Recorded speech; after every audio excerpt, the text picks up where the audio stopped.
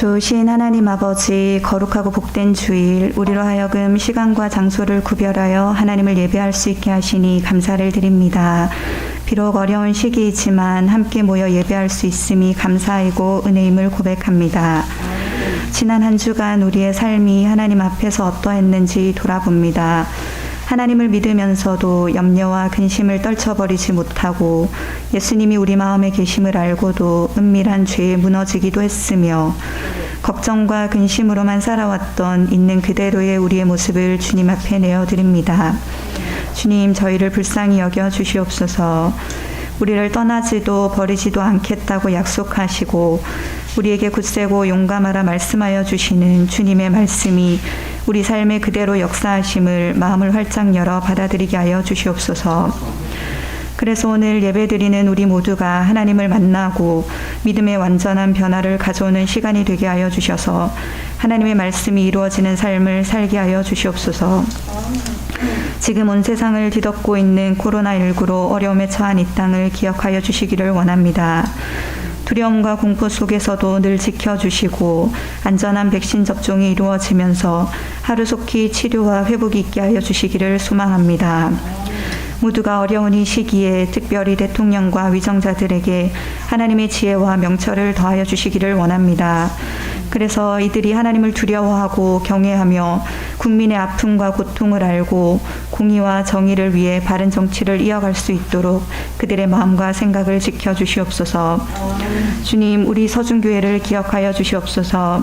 이 교회를 향하신 하나님의 뜻이 온전히 이루어지는 교회가 되기를 원합니다. 온 성도들이 주님과의 살아있고 생생한 교제를 나누는 은혜가 날마다 이어지게 하여 주시옵소서.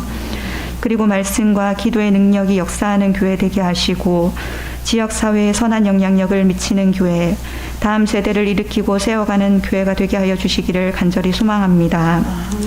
연로하신 성도님들 영과 육을 강건하게 붙들어 주시고 끝까지 믿음으로 주님 손잡고 승리케 하여 주시옵소서. 성도들의 가정과 일터에 복을 주시고 돌보시는 주님의 손길을 늘 경험케 하여 주시기를 기도합니다. 주일학교를 축복해 주셔서 이들이 말씀 안에 믿음으로 지혜롭게 성장하여 점점 더 예수님 닮게 하여 주시고 주님이 주시는 꿈을 꾸며 이 땅을 주님의 말씀으로 변화시키는 신실한 일꾼 되게 하여 주시옵소서.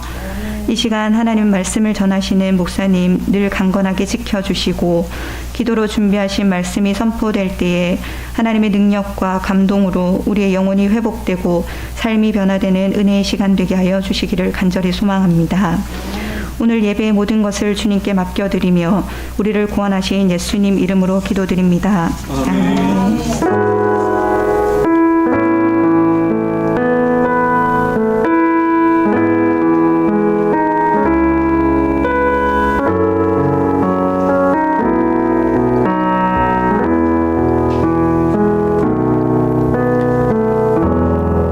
말씀 마태복음 21장 33절부터 46절까지 말씀입니다.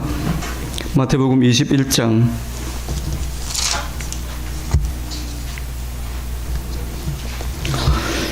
33절부터 46절까지 말씀입니다. 한 절씩 교독해서 보겠습니다. 다른 한 비유를 들으라. 한 집 주인이 포도원을 만들고 산울타리로 두르고 거기에 즙자는 ter를 만들고 망대를 짓고 농부들에게 새로 주고 타국에 갔더니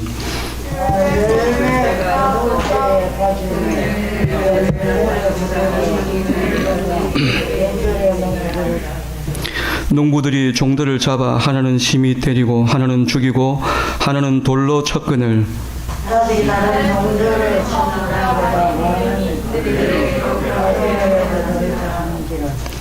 후에 자기 아들을 보내며 이르되 그들이 내 아들은 존대하리라 하였더니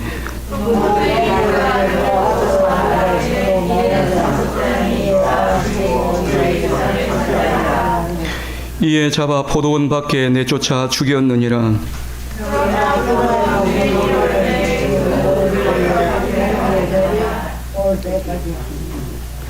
그들이 말하되 그 악한 자들을 진멸하고 포도원은 제때에 열매를 바칠 만한 다른 농부들에게 새로 줄지니이다.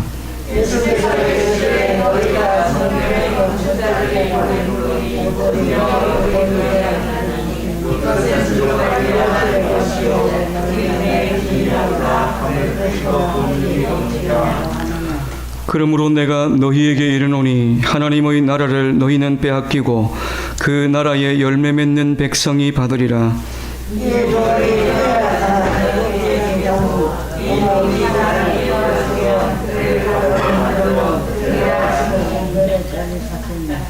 대제사장들과 바리새인들이 예수의 비유를 듣고 자기들을 가리켜 말씀하심인 줄 알고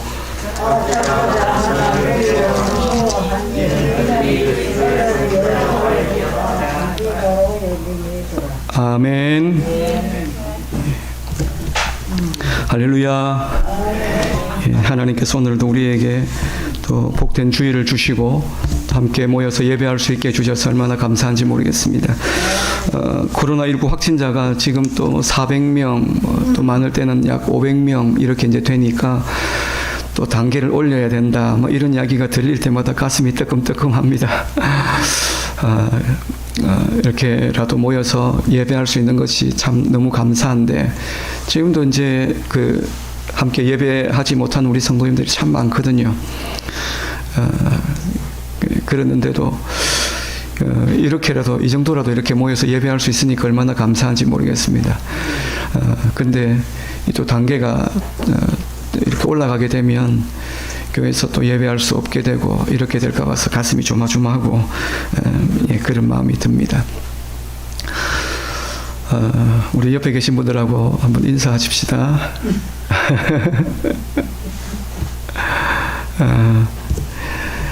당신은 하나님의 이거 참 어렵네요. 네. 당신은 하나님의 복덩이입니다.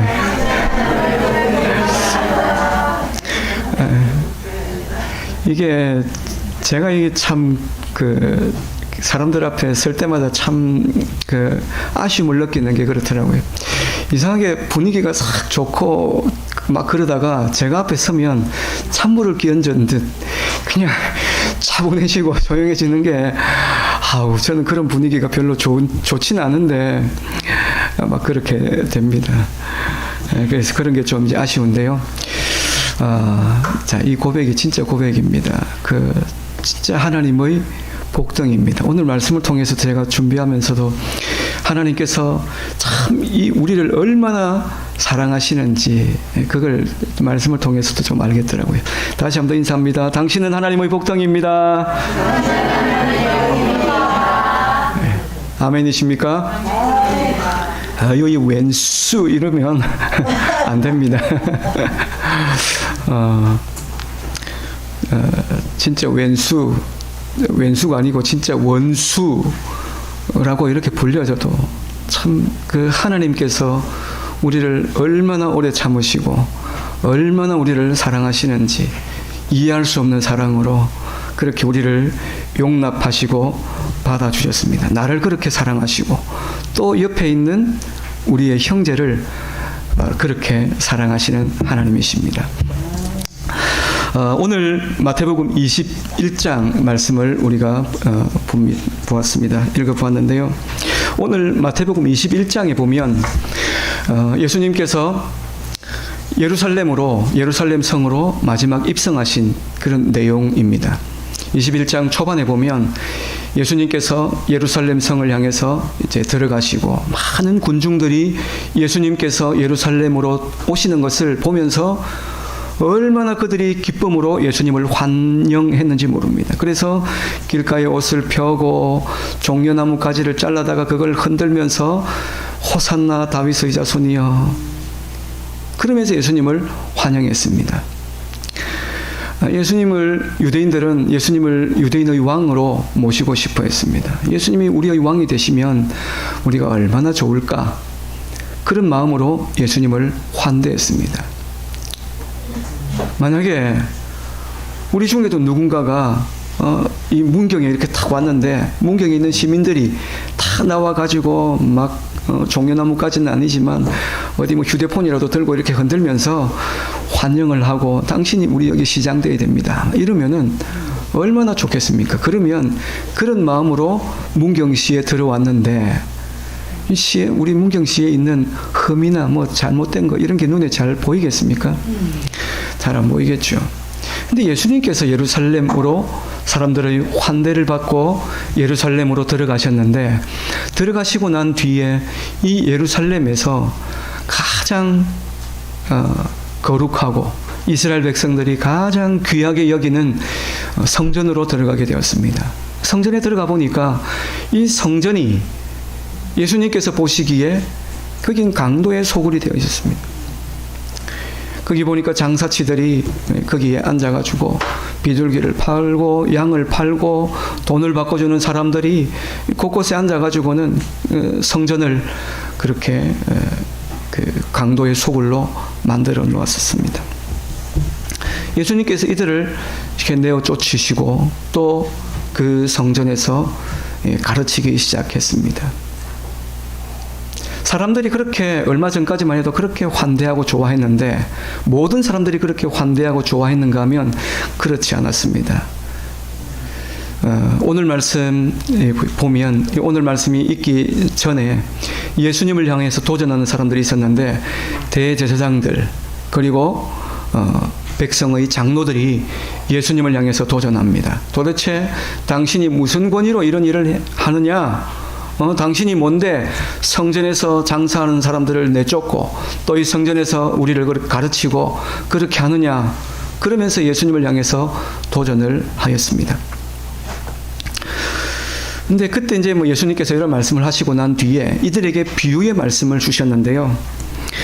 오늘 말씀을 보면 33절 말씀을 보면 다른 한 비유를 들으라 이렇게 말씀하고 있는데, 이 말씀을 보면 그 앞에 또 다른 비유의 말씀이 한 가지 있었다라고 하는 것을 짐작해 볼 수 있죠.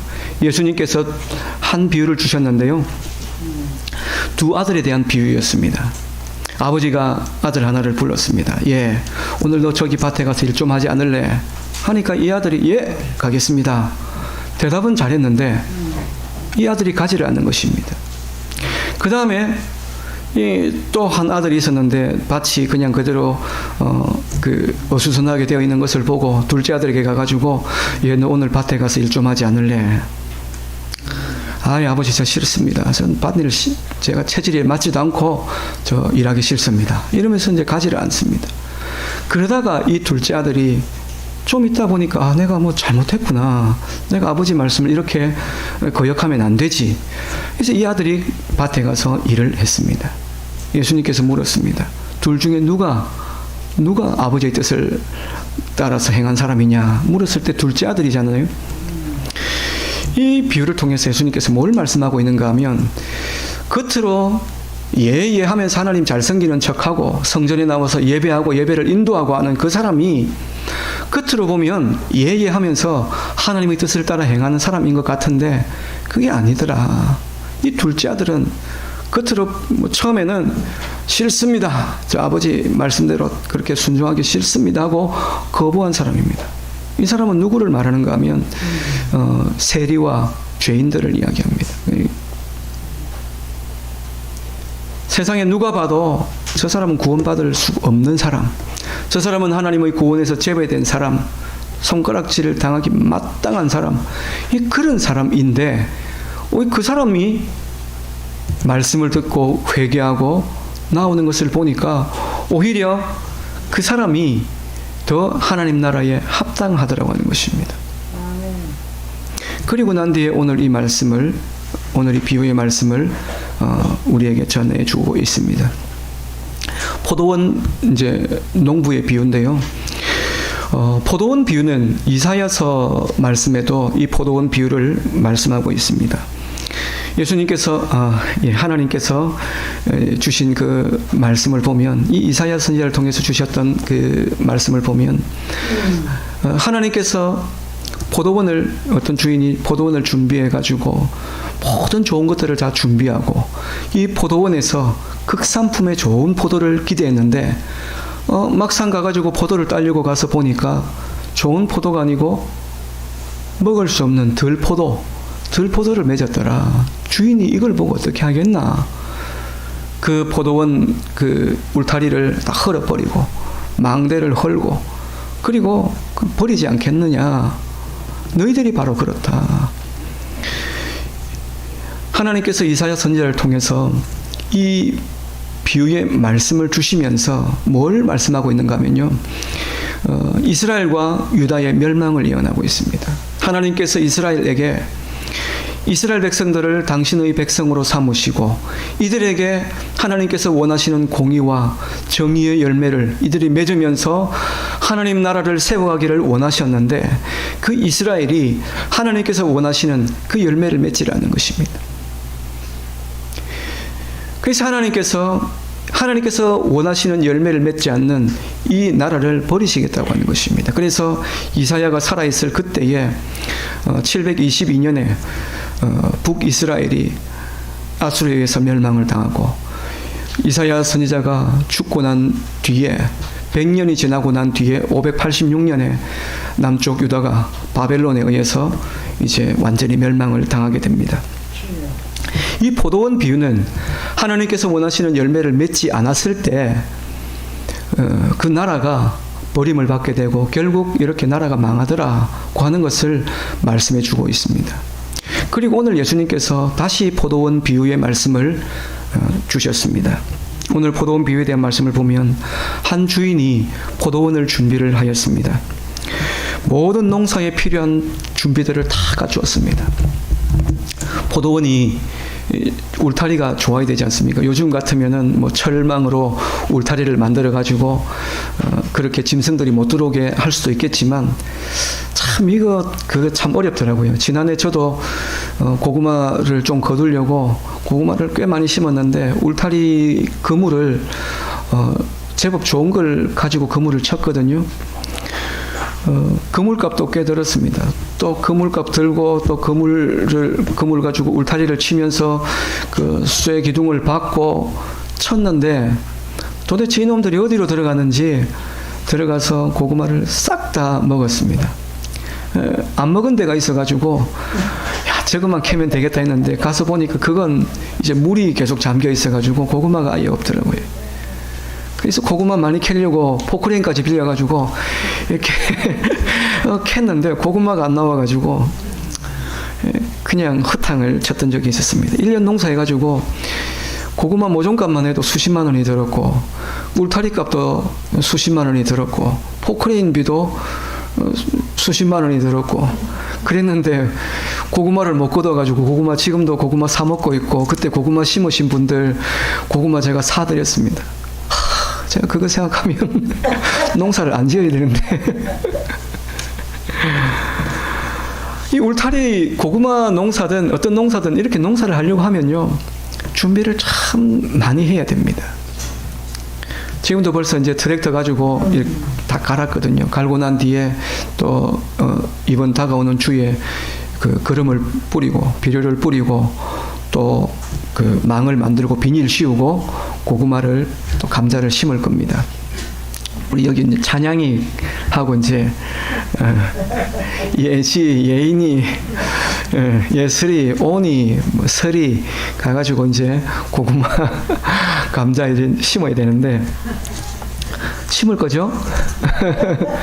감자 심을 거지? 찬양이 감자 안 심을 거야? 다음 주 심을 거지?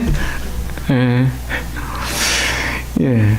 그렇게 해서 이제 한 6월달, 7월달, 6월달 되면 이제 감자를 거두게 되고 또 이제 한 5월 돼 가지고 따뜻할 때 고구마를 심고 10월이나 11월, 10월달쯤 되면 이제 고구마 이제 거두죠. 이제 그때 거둘 때는 좀 많이 거둘 수 있었으면 좋겠습니다. 올해는 좀 방비를 제대로 해가지고 그렇게 거둬야 되겠다 이런 생각이 듭니다. 이 포도원을 만들기만 한다고 해서 농사가 되는 게 아니잖아요. 포도나무를 심고 울타리를 만들고 또 포도를 만들고 이제 거두고 난 뒤에 즙을 짜야 되니까 그래야 포도주를 만들어서 오랫동안 보관을 할 수 있으니까요. 이제 포도즙 틀을 준비를 하고 또 망대를 지어 가지고 쉬기도 하고 또 이렇게 이제 보기도 하고 지키기도 하고 이 모든 준비들을 잘 갖추어 놓았습니다. 그리고 자기가 만든 이 그 포도밭을 농부들에게 새로 주고 이 주인은 먼 타국에 갔습니다. 주인이 자기 포도밭을 이렇게 정성으로 준비한 이 포도밭을 농부들에게 새로 줄 때는 이 농부들을 신뢰하면서 이들에게 자기가 아끼는 이 포도밭을 맡겼을 것입니다. 그리고 이제 시간이 흘러서 포도를 거둘 때가 되었고 이제 세를 받아도 되겠구나. 그렇게 해서 주인이 종들을 보내어서 포도밭에 소출 얼마를 달라고 요구를 하게 됩니다. 농부들이 주인이 보낸 종들을 보고 오늘 말씀을 보니까 때리고 죽이고 돌로 쳤다 그렇게 말합니다.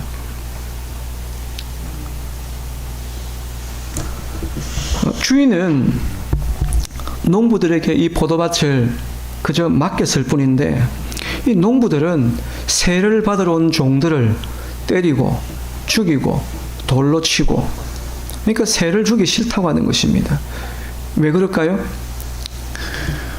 포도원 주인이 이제 자기가 되어버린 것입니다. 몇 년을 농사를 지었는지 알 수가 없지만 몇 년을 포도밭을 또 가꾸고 농사를 지으면서 이 포도밭의 본래 주인이 누구고 주인이 나에게 은혜를 베풀어서 이 포도밭을 나에게 맡겨주었다.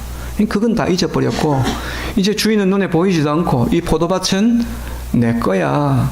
이런 마음이 이들의 마음 가운데 들기 시작했던 것입니다. 그래서 이 농부들은 주인의 요구를 무시하게 된 것입니다. 이 농부들의 행동이 점점 과격해져 가게 되는데요. 주인이 또 다른 종을 보내는데 이번에는 더 많은 종을 보내게 됩니다. 근데 이 종들은 더 악하게 이들에게 반응을 하게 됩니다. 이 내용이 다른 복음서 여러 곳에도 나오고 있는데 주인이 막 3번 이렇게 이제 종들을 보내게 됩니다. 상식적으로 우리가 생각하면 주인의 이 행동이 이해가 됩니까?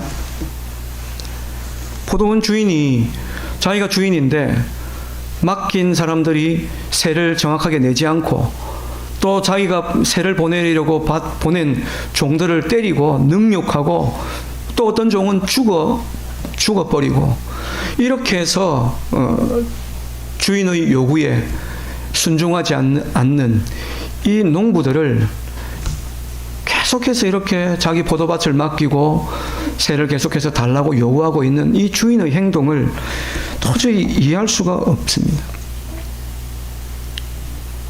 그러니까 이 포도원과 또 농부와 주인 이 관계를 우리가 그냥 여기 농사 짓는 이 관계로 우리가 이해하면 이 말씀은 이해하기가 어려운 부분이구나 하는 생각을 하게 됩니다.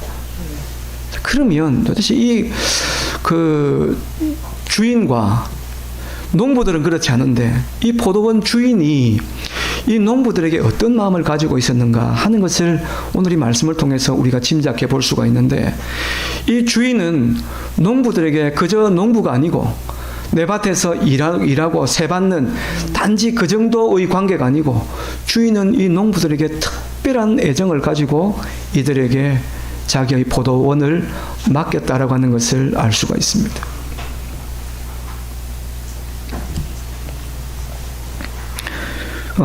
하나님께서 처음 사람과 사람을 만드셨을 때 아담과 하와를 만드시고 이 아담에게 하와에게 에덴의 아름다운 동산을 주시면서 이 동산을 아담에게 맡겨주셨습니다.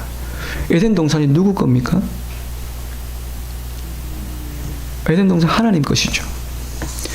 하나님의 것인데 이 에덴 동산을 아담과 하와에게 다 주었습니다.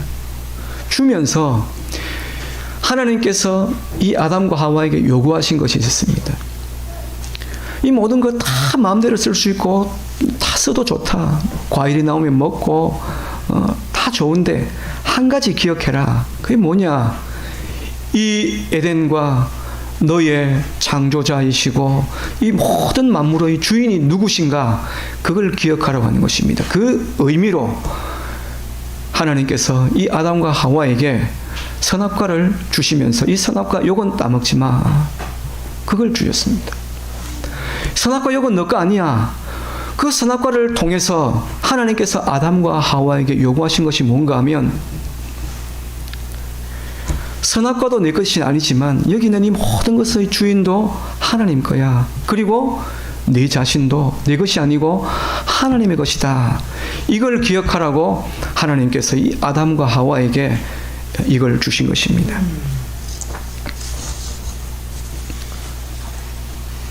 농부가 이 포도원이 오랫동안 자기가 가지고 있으니까 이건 내 거구나 이렇게 생각했지만 사실 이것은 하나님의 것입니다. 우리도 이 세상을 살면서 그런 생각이 들지 않습니까? 우리가 직장을 구해서 일하고 내가 농사지어서 농사해서 거두었고 그렇게 땀 흘려 수고해서 내가 이것만큼 벌었으니까 이건 내 거야. 그런데 하나님께서 우리에게 요구하시는 것이 무엇입니까? 그게 아니라고 하는 거예요. 너의 삶의 참 주인이 누구시냐? 너의 삶의 참 주인은 네가 아니고 하나님이시다. 그걸 하나님께서 요구하시는 것입니다.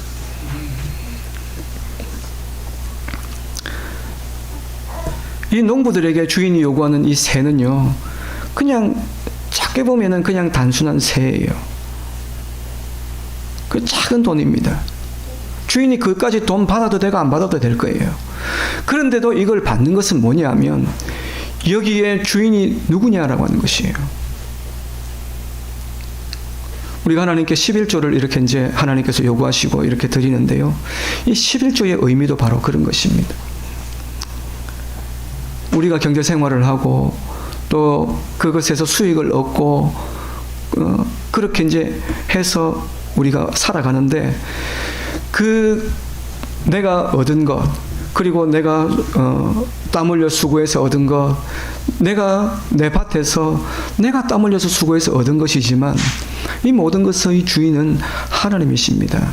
이 11조 요것이 하나님이시고 하나님의 것이고 그리고 그것뿐만 아니라 그 나머지 돈도 하나님의 것이고 그것뿐만 아니라 내 생명도 하나님의 것입니다.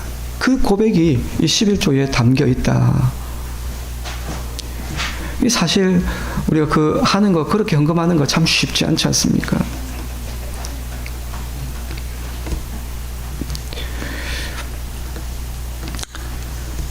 예, 농부들이 이렇게 보면 이 농부들에게 이 새는 그냥 뭐 자기들이 농사 지어서 얻은 수익의 일부분이지만 그것 이제 주기 싫었던 것입니다.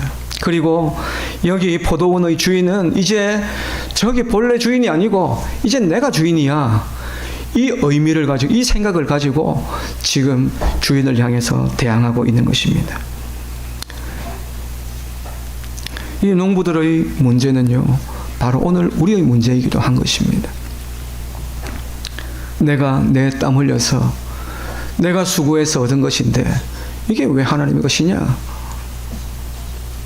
근데요, 참 우리가 살아가면서 하나님께서 우리에게 재물 얻을 능력을 우리에게 주셨습니다. 큰 부자가 된 것이 보면은 뭐 대단히 자기가 잘해서 부자가 된 것 같지만 그렇지 않습니다. 하나님께서 그런 은혜를 주셨기 때문에 부자가 되었고 또 내가 땀 흘려 수고했는데 그렇게 수고할 수 있는 힘을 누가 주셨는데요. 지금이라도 당장 하나님께서 우리의 생명을 거두어 가시면 내 생명 다 내 거 아니잖아요. 우리의 건강은 내 것인가요?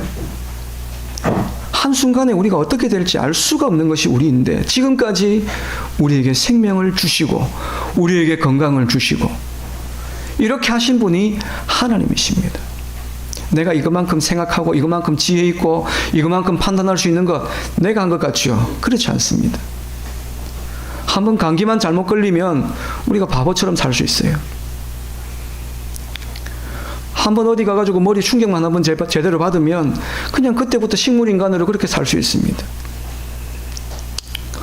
저는 이제 그 유튜브 채널 가운데서 이제 어떤 그 루게릭 병에 걸려 있는 어떤 그 여자 청년을 이렇게 보고 있는데 이 청년이 지금 이제 그 20대인데 회사 생활 잘하고 또 잠시 유학은 아니고 이제 외국 가가지고 언어 연수를 하고 돌아왔는데 마우스를 썼는데 손이 잘 이렇게 안 움직여가 자기가 원하는 대로 잘 안 움직여가지고 왼손을 가지고 이렇게 많이 쓰다가 그 이제 왜 그럴까 하고 이제 병원에 가봤더니 루게릭인 거예요. 이건 자기 생각은 그대로인데 몸의 모든 신경이 죽어가는 겁니다. 그래서 지금은 이제 그 로봇처럼 그렇게 이 자매가 걷고 있더라고요. 우리 건강이 내가 건강하고 내가 뭐 이렇게 제대로 판단하고 내가 능력 있고 내가 부지런하고 그래서 지금 살아가는 것 같지만 그렇지 않다고 하는 것입니다. 하나님께서 우리에게 이 모든 것을 주셨습니다. 주인은 이렇게 소작료를 내기 싫어하는 이 농부들을 당장에 진멸해도 벌해도 하등의 문제가 될 수가 되지 않지만 이 농장의 주인은 이 농부들에게 계속해서 관심을 갖고 있습니다. 이들을 향한 그 인애가 끝이 없습니다. 그래서 또 참고 종을 보내게 됩니다. 근데 종을 보내는데 종은 더 많이 보내게 됩니다. 왜 이렇게 보내는가? 이 종을 보낼 때 그 농부들을 억지로 새를 빼앗아 올 수도 있을 텐데 이 농부들을 더 많이 보내긴 했지만 이 농부들을 칼이나 창을 쥐어서 보낸 것이 아니고 잘 설득해서 나에게 달라고 해라. 그러면서 종을 보내게 되는데 또다시 이 종들을 죽이는데요. 왜 이 주인은 이렇게 종들을 보내었을까? 단지 소작료를 받기 위해서? 그게 아닌 것이에요. 이 농부들과 주인과의 이 관계를 회복하고 그 관계를 계속해서 유지하고 싶으셨던 것입니다. 그런데 이 주인의 이 노력이 물거품이 되어버렸습니다. 보낸 종들이 능욕을 당해서 돌아오고 어떤 종은 또 죽어서 돌아오게 됩니다. 만약에 그냥 우리가 그냥 주인이라고 한다면 이쯤 되면 어떻게 하겠습니까? 그냥 다 쫓아내고 내가 가서 농사를 짓든지 다른 사람에게 주든지 아니면 농장을 팔아버리든지 아니면 더 큰 부자 같으면 그냥 농장 아예 울타리 쳐놓고 그냥 이제 완전히 큰 울타리 쳐놓고 이제 뭐 거기 사람 들어오지 마라. 이제 이 농장은 이제 너희들 쓸 수 없다. 나는 이거 농장 없어도 난 살 수 있는데 당신들은 이것 가지고 더 이상 먹고 살 생각하지 마. 그러면서 아예 딱 막아버릴 수도 있잖아요. 그런데도 이 주인이 그렇게 하지 않습니다. 나중에 자기 아들을 보내면서 참 이 농부들이 지금까지 비록 내 종들을 때리고 죽이고 그렇게 하긴 했지만은 내 사랑하는 아들을 보내면 그러면 이들이 이 내 아들은 존대하지 않겠나 그러면서 그런 기대를 가지고 아들을 보내게 됩니다. 주인은 자기 아들을 보내면서 자기가 얼마나 이 농장을 사랑하고 자기가 얼마나 당신들을 신뢰하고 당신들과 온전한 관계를 회복하기를 원하는지 이 아들을 통해서 그 사실을 농부들이 깨닫기를 원했던 것입니다. 그래서 계속해서 이 농부들에게 기회를 주는 것입니다. 그런데 이 악한 농부들은 이 아들을 보자마자 이 아들이 상속자인 것을 알고 그 아들을 잡아 죽였습니다. 여기까지 말씀하신 예수님께서 묻습니다. 이 이야기를 듣고 있던 대제사장 장로들 종교 지도자들에게 묻습니다. 이쯤 되었는데 그러면 포도원 주인이 오면 이 악한 농부들을 어떻게 하겠느냐라고 물으니까 이 대제사장 또 장로 종교 지도자들이 뭐라고 이야기하는가 하면요. 농장에 새를 제때 줄 사람에게 주고 이 농부들은 진멸해야 된다. 그렇게 이야기를 합니다. 그때 예수님께서 말씀하십니다. 너희가 건축자들이 버린 돌이 집 모퉁이의 머릿돌이 되었다고 하는 말을 읽어본 일이 없느냐. 왜 뜬금없이 예수님께서 이 말씀을 하실까요? 이 이야기를 들었던 율법에 정통한 사람, 하나님 말씀을 열심히 읽었던 이 사람들은 이 말씀이 무엇을 의미하는지 단번에 알아차렸습니다. 이건 메시아가 다시 임하게 될 때에 있을 일들을 예언한 내용입니다. 시편 118편 21절에 기록되어져 있는 내용인데 이 말씀을 하고 난 뒤에 시편 118편 25절에 이렇게 말하고 있습니다. 여호와여 구하옵나니 이제 구원하소서. 여호와여 구하옵나니 이제 구원하소서.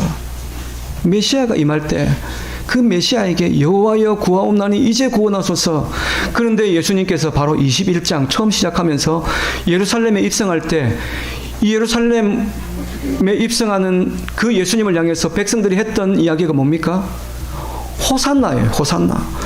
호산나. 그 호산나가 뭐냐? 이제 구원하소서라고 하는 말입니다. 주인이 마지막 아들을 보내게 됩니다. 주인이 아들을 보내는데 이 농부들은 그 악한 농부들은 그 주인의 아들을 죽여버리고요. 그렇게 했을 때 예수님께서 이 말씀을 그들에게 던지면서 사람들은 버렸지만 그 버려진 돌이 집에 모퉁이 돌이 되었다.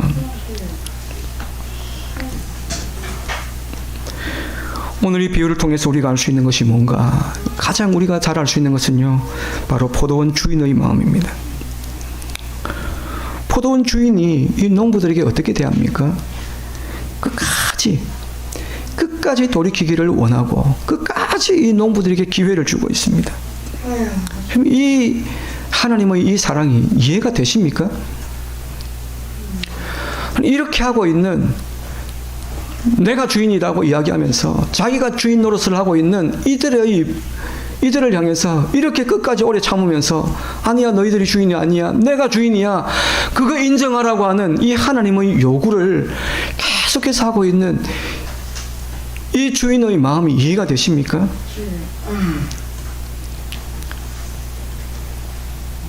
이 대제사장들, 백성의 장로들, 이들의 생각에는 어떤 생각이 있었느냐?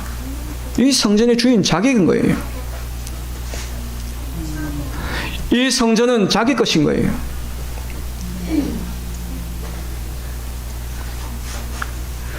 교회도 지금 그런 교회들이 얼마나 많아요.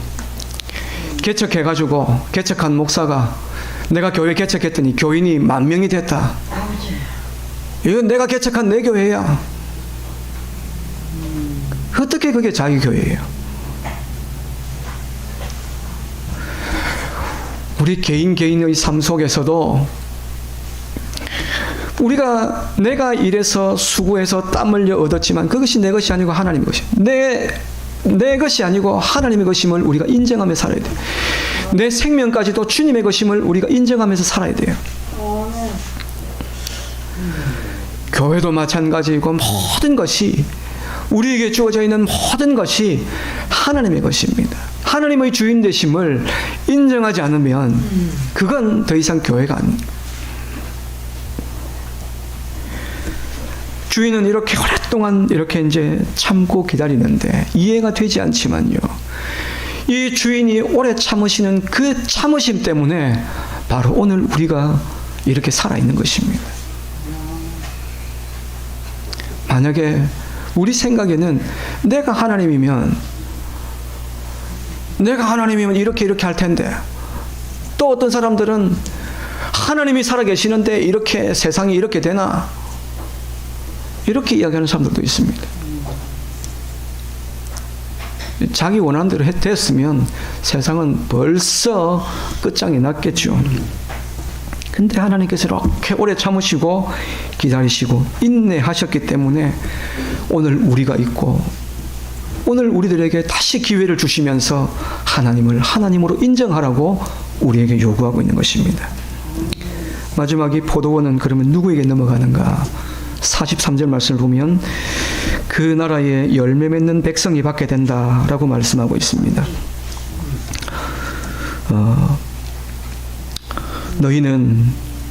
너희에게 이르노니 하나님의 나라를 너희는 빼앗기고 그 나라에 열매 맺는 백성이 받게 된다. 이 말씀은 학자들에 따라서 여러 가지로 이렇게 해석이 되고 하지만은 이 말씀은 아마 그런 것 같습니다.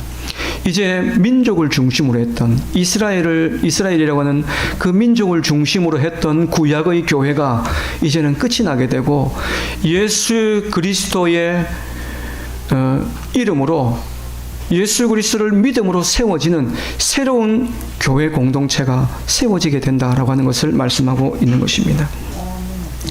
우리 성경 찾아서 읽어보겠습니다. 베드로전서 2장 4절부터 8절까지 말씀입니다.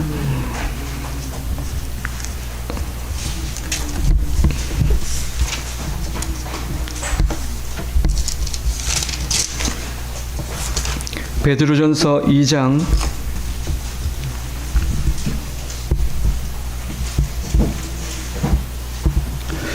4절부터 8절까지 말씀입니다. 신약성경 378페이지 베드로전서 2장 4절부터 8절까지 같이 읽습니다. 시작. 사람에게는 버린 바가 되었으나 하나님께는 택하심을 입은 보배로운 산돌이신 예수께 나아가 너희도 산돌같이 신령한 집으로 세워지고 예수 그리스도로 말미암아 하나님이 기쁘게 받으실 신령한 제사를 드릴 거룩한 제사장이 될지니라. 성경에 기록되었으되 보라 내가 택한 보배로운 모퉁이 돌을 시온에 두노니 그를 믿는 자는 부끄러움을 당하지 아니하리라 하였으니 그러므로 믿는 너희에게는 보배이나 믿지 않은 자에게는 건축자들이 버린 그 돌이 모퉁이의 머릿돌이 되고 또한 부딪히는 돌과 걸려 넘어지게 하는 바위가 되었다 하였느니라. 그들이 말씀을 순종하지 아니함으로 넘어지나니 이는 그들을 이렇게 정하신 것이라. 아멘.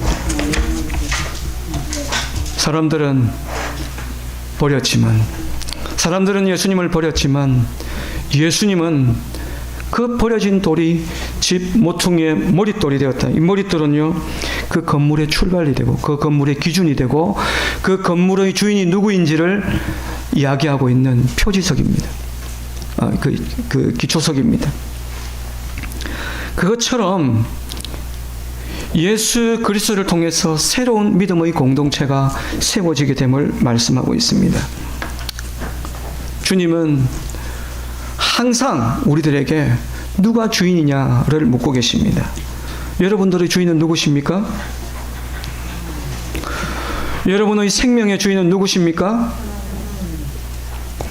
여러분의 돈의 주인, 여러분이 갖고 있는 돈의 주인은 누구십니까? 여러분들의 시간의 주인은 누구십니까? 우리의 자녀들의 주인은 누구십니까? 하나님이십니다. 하나님은 우리에게 그 고백을 받으시기를 원하십니다. 내가 주인이 되면 다 무너지게 되어 있습니다. 내가 주인이 되면 다 빼앗겨 버리게 됩니다. 아담의 실패가 자기가 스스로 하나님이 되고 자기가 주인이 되려고 했을 때 하나님께서 그에게 주신 그 모든 좋은 것을 다 빼앗기고 비참한 그런 삶을 살게 되었습니다. 자기가 주인이 되는 삶은 사는 것 같지만 죽는 삶입니다. 하나님 앞에 우리가 죽는 삶이 그것이 바로 사는 삶입니다. 오늘 이 말씀을 통해서 하나님 마음을 알고 또 우리의 모든 삶의 주인 되신 분이 예수 그리스도이심을 고백하고 우리에게 맡겨주신 사명 우리가 감당하고 주님 앞에 주님이 주인 되심을 우리의 말로만 주인이라고 말하지 않고 우리의 모든 삶을 통해서 그 하나님이 나의 주인 되심을 고백하며 살아가는 우리 성도인들 되시기를 축원합니다. 하나님 우리 아버지 감사합니다. 오늘도 우리에게 허락해 주신 말씀 따라 우리로 하여금 하나님 마음을 알게 하시고 우리의 창조자이시고 우리의 삶의 참 주인이 하나님이심을 우리로 하여금 고백하며 살아갈 수 있도록 도우시기를 원합니다. 하나님께서 우리에게 열매를 요구하실 때 온전히 주님 앞에 맺혀드린 아름다운 열매로 주님 앞에 바쳐드리는 저희들 되게 하시고 또 우리의 삶 속에서 하나님의 돌보시고 인도하시고 베푸시는 그 은혜 가운데 저희들 하여금 거하여 살아갈 수 있도록 은혜 주시옵소서. 오늘도 우리 예배 통하여 영광 받으시기를 원하옵고 예수님 이름으로 기도하옵나이다. 아멘.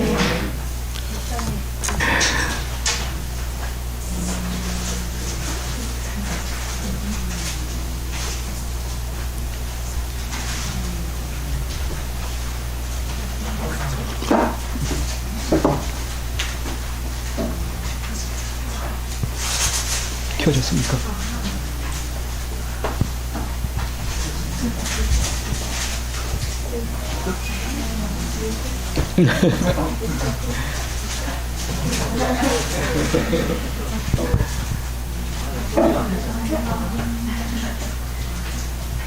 차렷 인사.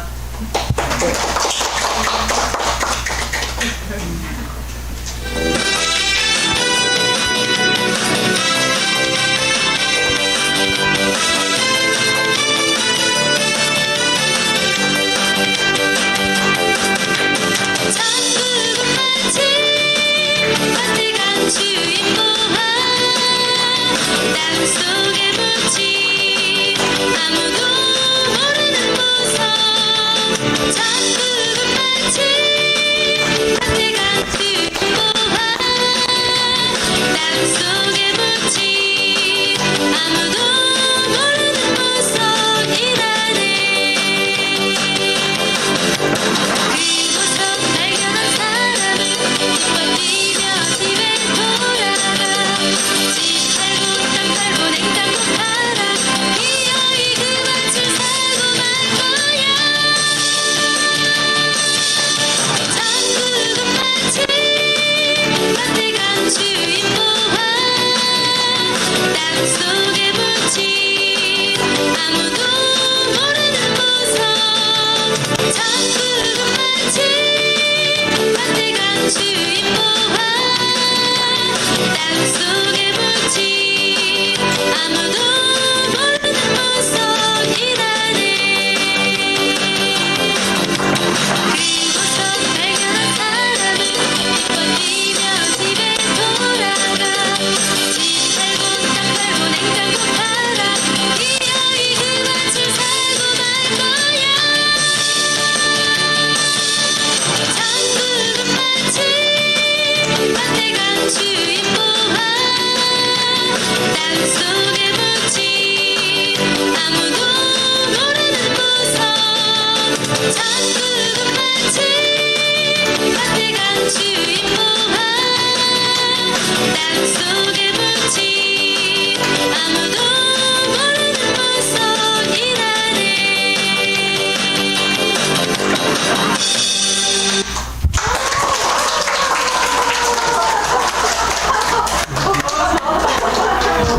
와우. 이야, 진짜. 예, 안 그래도 이제 부활주일이 다가오기 때문에 우리 아이들이랑 조금 준비를 해서 이렇게 하면 좋겠다 이런 생각이 들었었는데, 이야, 너무 이쁘게 잘하네요. 깜짝 놀랐네요.